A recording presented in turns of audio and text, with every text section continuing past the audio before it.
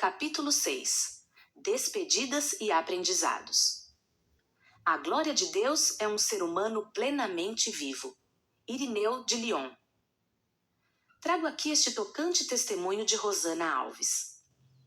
Minha mãe faleceu aos 47 anos, vítima de um AVC isquêmico em decorrência de uma hipertensão incontrolável. Quantas vezes a levamos para o hospital e o aparelho não conseguiu aferir sua pressão arterial de tão alta que estava. Sim, era um quadro intrigante para a medicina, pois a mínima chegava a 25 e a máxima ultrapassava 32. Cresci presenciando as suas crises, internações e sofrimento, mas presenciei muito mais a sua resiliência e sabedoria. Somente quem convivia com ela de perto é que sabia do seu quadro de saúde tão desafiador, pois de forma discreta lidava com a doença. Ela faleceu em 25 de outubro de 2005, após 17 dias em coma. Confesso para você que, quando o telefone da minha casa tocou e era do hospital avisando que a minha mãe acabara de falecer, a primeira palavra que surgiu em minha mente foi: acabou. O acabou significava que não adiantava mais ter esperança, orar ou acreditar que minha mãe veria meus filhos nascerem. A tristeza foi profunda. Além disso, naquele momento eu teria de enfrentar uma das tarefas mais difíceis da minha vida: dar a notícia para minha família. Os meus irmãos, são 4, ficaram acampados na casa dos nossos pais durante todos os 17 dias, e quando cheguei para dar a notícia, eles já perceberam o que havia acontecido. Choramos e decidimos que todos entraríamos no quarto do meu pai para avisá-lo do falecimento e dizer que estaríamos na sala, decidindo sobre a cerimônia fúnebre e que ele poderia se juntar a nós assim que se sentisse em condições para isso. Meu pai demorava muito para aparecer na sala, então decidimos ir até o quarto para verificar o que estava acontecendo. Ao abrir a porta lentamente, encontramos aquele homem de apenas 56 anos de idade que acabara de perder a companheira da vida, ajoelhado orando. Ao perceber a nossa presença, levantou-se e, antes que disséssemos qualquer palavra, ele mesmo se pronunciou.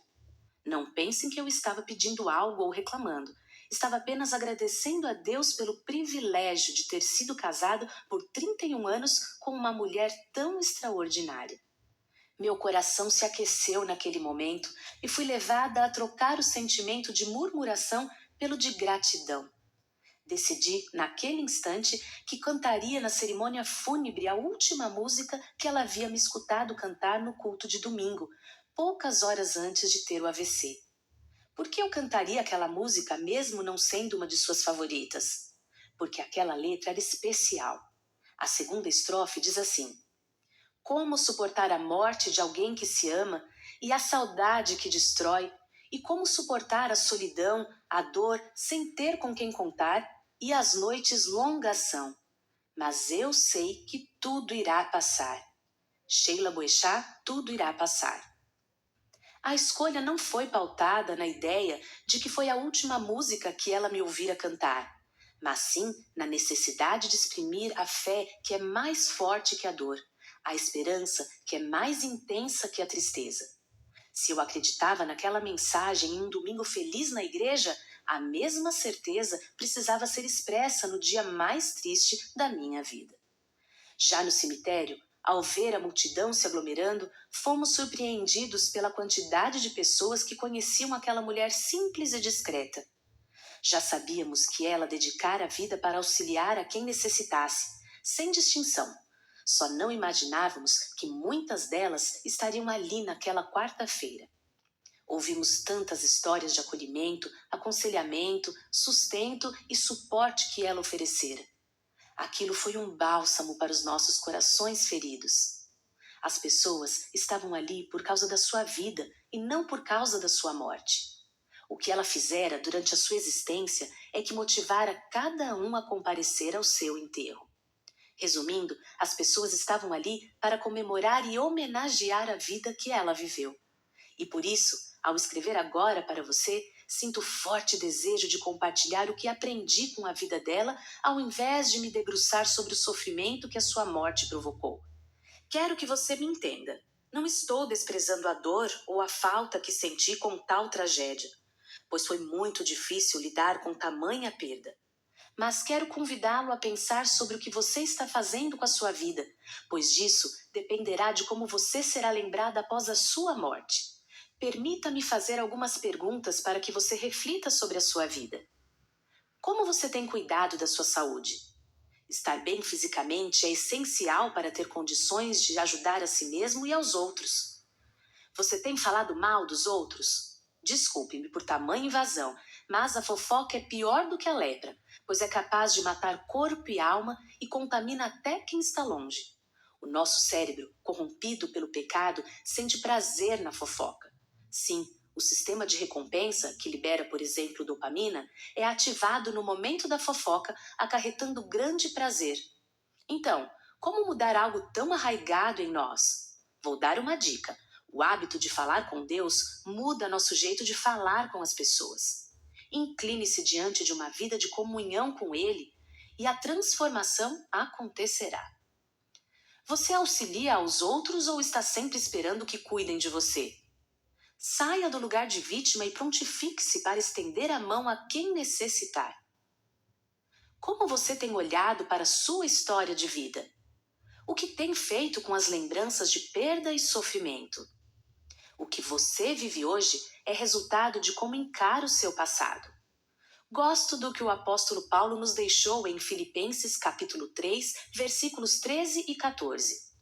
Irmãos, quanto a mim, não julgo que o haja alcançado, mas uma coisa faço, e é que, esquecendo-me das coisas que atrás ficam e avançando para as que estão diante de mim, prossigo para o alvo, pelo prêmio da soberana vocação de Deus em Cristo Jesus. Precisamos aprender a deixar para trás o que pertence apenas ao passado e o que tiver que estar no presente, que seja com o propósito registrado em Isaías capítulo 58, versículos 11 e 12. Vocês usarão o entulho do passado para construir de novo.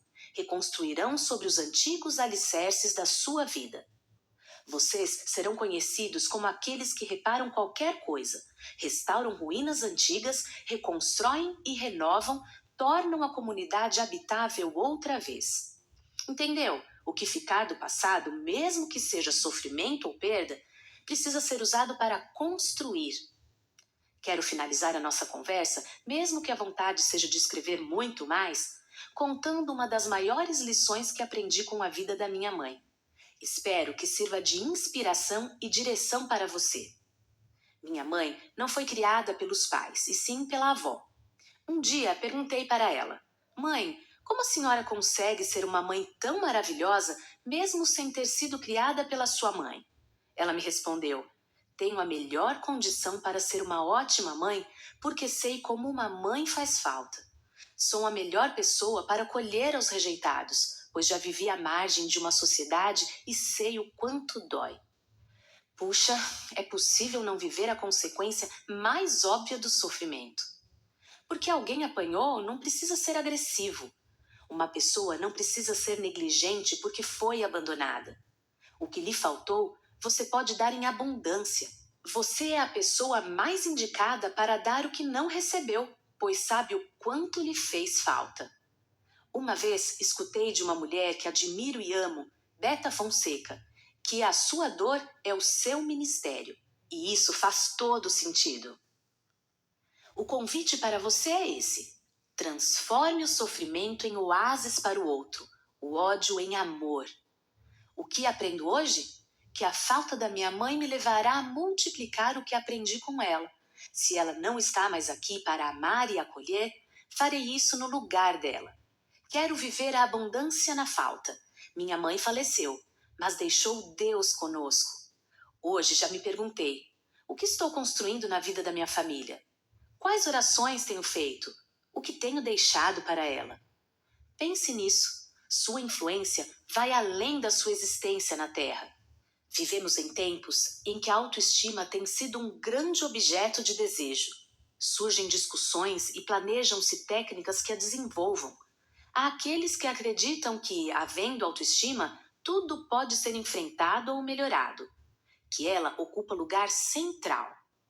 Mas penso ser uma armadilha considerar a autoestima com tamanho apreço. O sentido da vida e o quanto nos consideramos especiais e capazes tem mais a ver com o propósito da nossa vida. Sim, por que nasci? Como posso contribuir para trazer mais sentido para a humanidade? Qual o propósito da minha vida? Responder a essas perguntas e, consequentemente, colocar em prática as suas conclusões nos trarão a calmaria de quem não precisa se preocupar com a periferia para encontrar seu valor.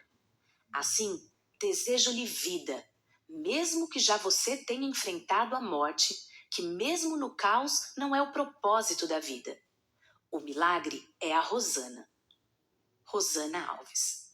Seja feliz e faça aos outros felizes, pois para esse propósito você veio a existir.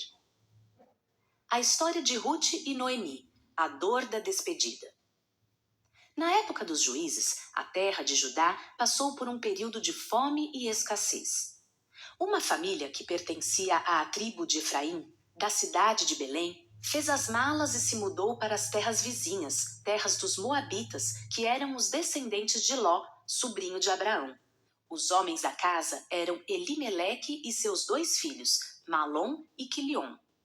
Noemi, a única mulher da casa, ficou viúva muito cedo e acabou sozinha com seus filhos, que logo se casaram com mulheres daquela mesma terra. Seus nomes eram Orfa e Ruth. Passaram-se quase 10 anos e outra tragédia aconteceu. Morreram também os filhos de Noemi. Quanta dor naquela família! Sobraram 3 viúvas e uma delas também estava vivendo a pior separação que uma mãe pode experimentar na sua existência, a partida de seus filhos para a eternidade. Filhos sem os pais são órfãos, mulheres sem maridos são viúvas. Porém, não há nomenclatura para mães que enterram seus filhos, embora essa seja a pior de todas as dores. Noemi, cujo nome denunciava sua doçura, ficou em apuros, sozinha, em uma terra estranha, fadada ao fracasso em um mundo no qual viúvas não tinham oportunidade, principalmente se não tivessem mais filhos que cuidassem delas em sua velhice. Diante desse cenário surreal, que mais parecia um filme de terror de uma série do Netflix, mas era na verdade a sua própria vida, Noemi decidiu voltar para sua terra assim que teve notícias de lá. Alguém havia lhe avisado que Deus viera em auxílio do seu povo em Judá, dando-lhe alimento. Deus? Mas onde será que estava Deus na hora em que Noemi ficou viúva de seu marido, seu companheiro e provedor? Será que ele estava zangado ou de folga quando em menos de 10 anos morreram todos os homens de sua casa? Onde Deus havia se escondido quando ela ficou viúva e sem filhos? Porque ele não impediu essa tragédia. No auge da sua indignação, ela disse: Não me chamem Noemi, doçura, melhor que me chamem de Mara, amargura, pois o Todo-Poderoso tornou minha vida muito amarga. Por que me chamam Noemi? O Senhor colocou-se contra mim. O Todo-Poderoso me trouxe desgraça. Ruth, capítulo 1, versículo 21. Esse era o retrato do coração de Noemi enquanto ela voltava de Moabe para Judá. Ferida, enlutada, amargurada, decepcionada e profundamente angustiada. Nesses momentos, não existem explicações coerentes nem palavras que amenizem a dor. Tudo o que se espera de quem está por perto é que ofereça um ombro amigo, um copo d'água, um prato de comida e poucas, bem poucas palavras. Não adianta querer trazer lógica ao mundo de Deus. A morte e a vida estão na mão dele. Enquanto estamos deste lado da eternidade, cabe-nos apenas um pequeno vislumbre dos seus mistérios. Porquanto agora sabemos muito pouco, mesmo com nossos dons. E a profecia dos mais dotados é imperfeita. Entretanto, quando tivermos sido aperfeiçoados, então o que é imperfeito desaparecerá. 1 Coríntios, capítulo 13, versículos 9 e 10. Não há palavra de consolo que suavize a dor dessa despedida, nem mesmo a certeza de que nos encontraremos na eternidade. Nessa hora, só precisamos ser transparentes diante daqueles com quem podemos ficar à vontade. Precisamos de pessoas por perto que sustentem a nossa sinceridade diante da dor. Tudo o que se espera daqueles que estão ao nosso lado na hora do luto é que nos deixem ser nós mesmos, sem máscaras ou disfarces. Pessoas que sejam capazes de ouvir nossas orações de gente, do tipo que só não ofende a Deus porque Ele, e somente Ele, conhece como ninguém a intensidade do sofrimento que estamos enfrentando. Noemi encontrou em Ruth essa pessoa. Embora Ruth também estivesse enlutada pelo marido que partiu, ela compreendeu que Noemi estava sofrendo ainda mais pela perda de seus filhos. Na hora da sua dor, ouse dar uma olhadinha além do seu próprio eu. Você pode ficar surpresa com a realidade na história de vida de outros. Você pode até descobrir que não é a única a sofrer, que Deus não está conspirando contra você e que o sofrimento faz parte da vida de todos, não somente da sua. Mas Ruth respondeu: Não insista para que eu a abandone, pois quero ir aonde a senhora for e viver onde a senhora viver. O seu povo será o meu povo e o seu Deus será o meu Deus. Eu quero morrer onde a senhora morrer e aí desejo ser enterrada. Deus pode fazer o que Ele quiser comigo se eu deixar que alguma coisa, se não a morte, me separe da senhora. Ruth, capítulo 1, versículos 16 e 17. A história de Noemi se mistura com a de Ruth, e o seu desfecho é um lindo casamento selado com um filho que entrou para a genealogia do rei Davi e do próprio Jesus Cristo. A viúva que não tinha mais filhos agora tinha um neto. Não um qualquer neto, mas um que seria o avô do rei Davi. Quando nos solidarizamos com a dor dos outros, Deus cura a nossa ferida. Como a corça procura ansiosamente um riacho, assim a minha alma tem sede pelo Senhor, ó meu Deus. A minha alma tem sede de Deus, do Deus vivo. Quando poderei estar de novo na sua presença? As minhas lágrimas têm me servido de alimento de dia e de noite, enquanto meus inimigos zombam de mim perguntando: Onde anda o seu Deus? Quando me lembro de como costumava ir à frente do povo que subia ao templo para adorar, cantando de alegria e louvando a Deus numa grande festa, choro de tristeza. Por que você está tão triste, ó minha alma? Por que está assim tão desanimada? Tenha confiança em Deus, pois ainda voltarei a louvá-lo. Ele é o meu Salvador e meu Deus. Sinto a minha alma profundamente abatida e por isso procuro lembrar do seu poder, desde a terra do Rio Jordão, do Monte Hermon e do Monte Mizar. Um abismo chama outro abismo. Ouço o ruído das suas fortes correntes de tristeza que me encobrem, fazendo lembrar o barulho de grandes cachoeiras. Mas, para vencer tudo isso, conceda-me, Senhor, o seu amor cuidadoso e constante de dia. E durante a noite quero cantar em seu louvor e orar ao meu Deus que me dá vida. Digo a Deus, a minha rocha, por que o Senhor se esqueceu de mim? Porque tenho que viver sofrendo e chorando por causa dos ataques dos meus inimigos? Cada vez que, zombando, eles perguntam: Então, onde anda esse seu Deus? É como se meus ossos sofressem agonia mortal. Por que você está tão triste, ó minha alma? Por que está assim, tão desanimada? Espere em Deus, pois eu ainda o louvarei. Ele é o meu Salvador e o meu Deus. Salmos, capítulo 42. Essa é uma das orações mais sinceras que já li. Um poema que retrata a dor da alma de alguém sem pretensão alguma de impressionar a Deus ou aqueles que estão presentes, escutando e participando daquele momento de crise na vida do salmista. Oração de crente também precisa ser oração de gente. Precisamos fazer mais orações humanas como a de Noemi e também do autor do Salmo 42. Não somos anjos, não temos uma visão privilegiada da eternidade nem do mundo espiritual. Não temos respostas para todas as questões de vida ou morte. Situações que transitam no âmbito da soberania de Deus não estão ao nosso alcance. Aqueles que querem entrar no mundo de Deus precisam fazê-lo pela fé, e a fé não se explica.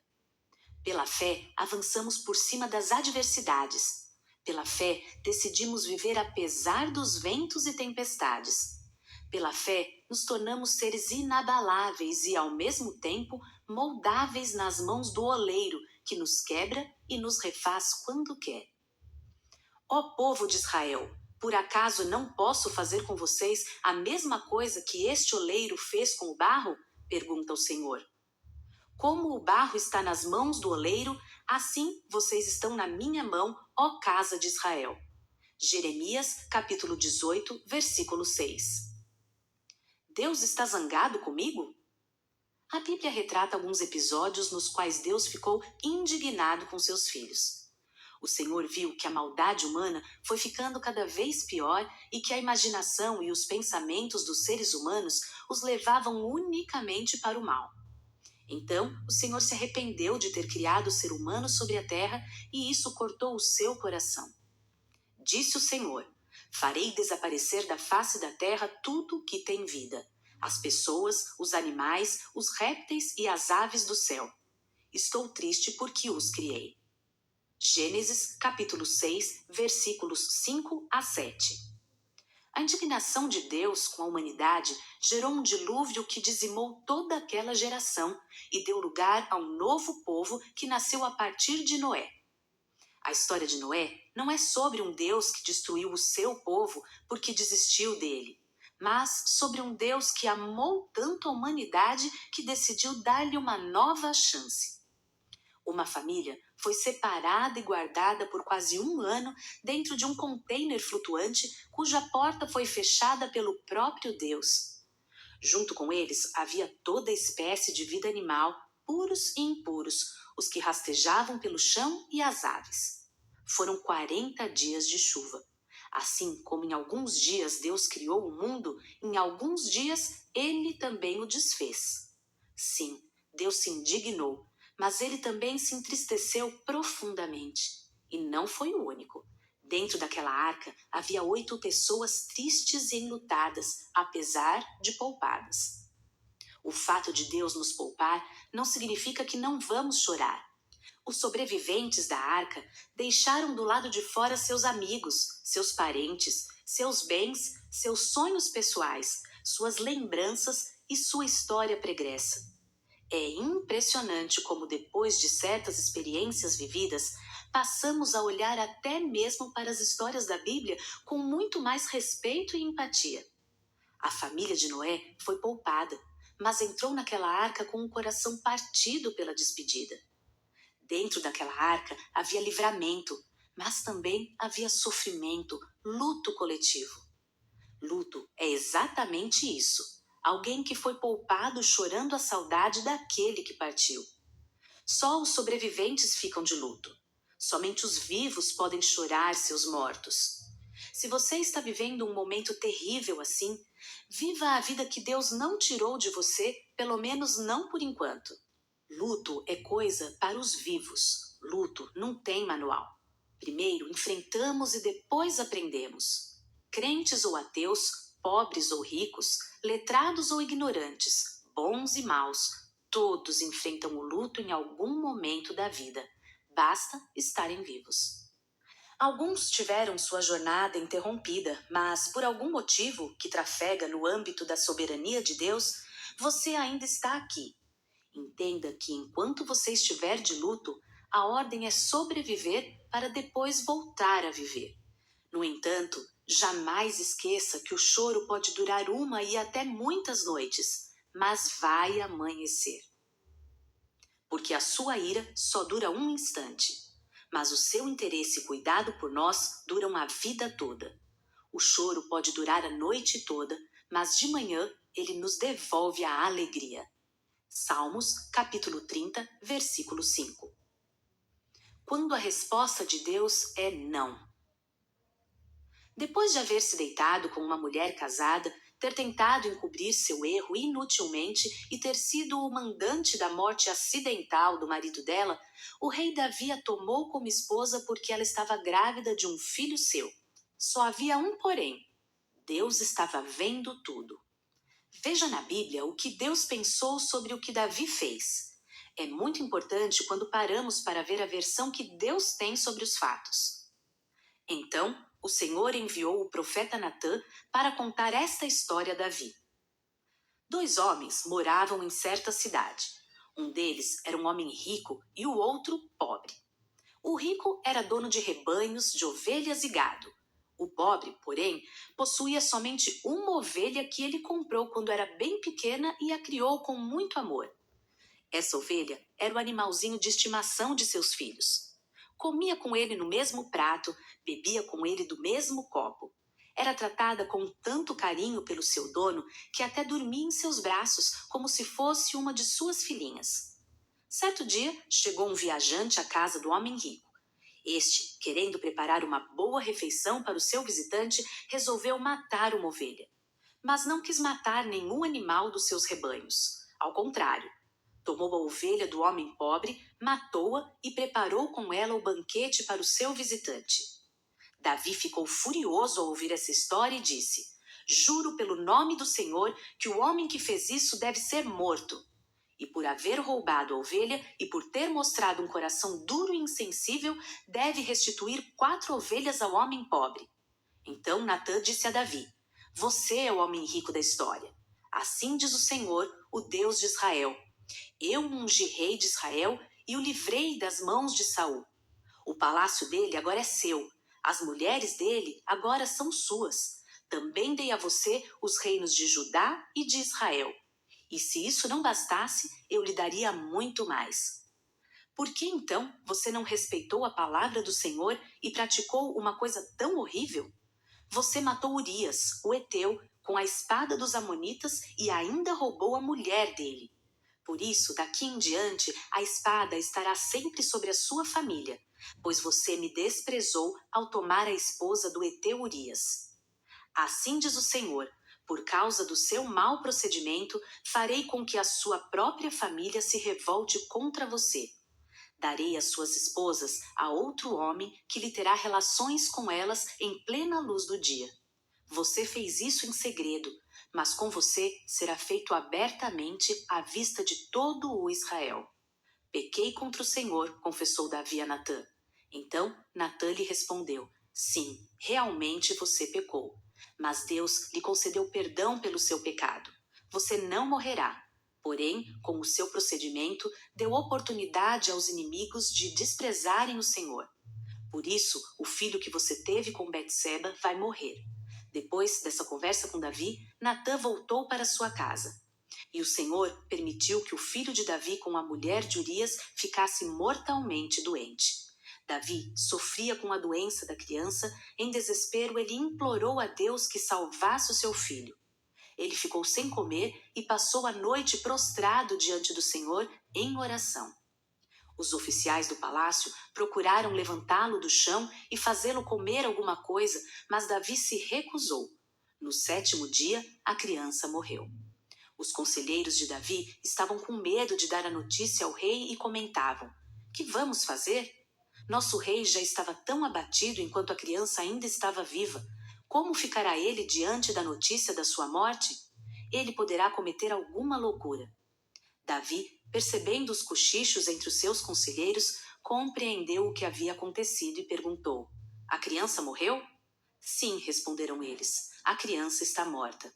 Então Davi se ergueu, lavou-se, penteou-se, trocou de roupa e foi à casa do Senhor e o adorou. Depois voltou ao palácio, pediu que lhe preparassem pão e ele comeu. 2 Samuel, capítulo 12, versículos 12 a 21. Davi orou, jejuou, suplicou, mas Deus não reconsiderou sua posição. Sua resposta não mudou. Davi pecou e foi castigado. Ele viveu seu luto, depois se banhou, adorou a Deus e se alimentou para encarar a vida que viria pela frente. Não ficou paralisado, culpando-se pela morte da criança, embora Deus tivesse avisado que aquela situação era o resultado do seu pecado. Ele chorou cada lágrima a que tinha direito, e chorou crendo que Deus reconsideraria sua decisão. Porém, Deus a manteve. Às vezes, a resposta de Deus é não. O mesmo Deus que recolheu o primeiro filho de Batseba com Davi, permitiu que ela engravidasse de Salomão, o próximo rei da nação de Israel. O nome disso é bondade. Sim, Deus pode se irar com uma pessoa ou com uma nação inteira, mas não somos perseguidos pela sua ira. O que nos persegue é a sua bondade acompanhada da sua misericórdia. Sim, Deus ficou indignado com os contemporâneos de Noé, e daquele povo só sobraram 8. Mas foi desse remanescente que veio Abraão, Isaque, Jacó, Jesus e a igreja do Deus vivo que somos nós. Eu tenho absoluta certeza que a sua bondade e a sua misericórdia me acompanharão todos os dias da minha vida. Sim, eu viverei na presença do Senhor para sempre. Salmos, capítulo 23, versículo 6. Se pararmos para analisar todas as tragédias da nossa existência à luz da ira de Deus, nós o culparemos por tudo o que acontece. No entanto, se mergulharmos em Deus o suficiente a ponto de termos pelo menos um vislumbre de quem Ele é, saberemos que, apesar de sua indignação inevitável com a humanidade, que a todo tempo despreza e o ignora, o seu amor nos protege. Deus é bom até mesmo quando sua resposta é negativa. Não somos perseguidos por sua ira, mas por sua bondade e misericórdia. Fiz questão de começar este capítulo com a história de superação de uma mulher que admiro muito. A doutora Rosana Alves decidiu viver após o luto pela perda de sua mãe, pessoa notável e admirável, doméstica casada com um pedreiro que formou 5 filhos na universidade. Quando digo viver, eu digo usufruir de toda a plenitude que a vida tem a nos oferecer, apesar de suas vicissitudes. Se somos perseguidos pela bondade e misericórdia de Deus, nossa vida precisa ser relevante nessa terra. Quero encerrar compartilhando com vocês a definição de vida de acordo com a doutora Rosana Alves, segundo seu livro A Neurociência da Felicidade. Vida é o que acontece enquanto planejamos o futuro. Vida é hoje, e hoje é o tempo para ser feliz. Entendeu? A felicidade é um caminho e não um destino. Está relacionada com as escolhas que fazemos e como reagimos diante dos problemas hoje e não com algo reservado para o futuro. Se por um lado estar preso às lembranças do passado nos aprisiona dentro daquilo que já passou, pensar apenas no futuro gera em nós uma ansiedade excessiva que nos impede de viver plenamente o agora. Somos resultado do passado que vivemos, mas o nosso futuro também depende do presente que escolhemos. Então, em vez de procurar justificativas para as tragédias da vida, siga em frente. Em vez de procurar a ira de Deus em cada momento de dor, busque um relacionamento íntimo e pessoal pautado no seu amor. Viva um dia de cada vez, às vezes andando e chorando, mas queira viver. Não desista desse dom tão precioso que Deus lhe deu. Espero um dia poder ouvir a sua história de superação. Quem sabe até contá-la em um próximo livro? Não foram apenas Noé, Noemi, Ruth, Davi ou Rosana que sobreviveram. Você também chegou até aqui. Então siga em frente, em paz e de fé em fé. Viva para contar quem você é. Testemunho é vida. O mundo quer ouvir o seu.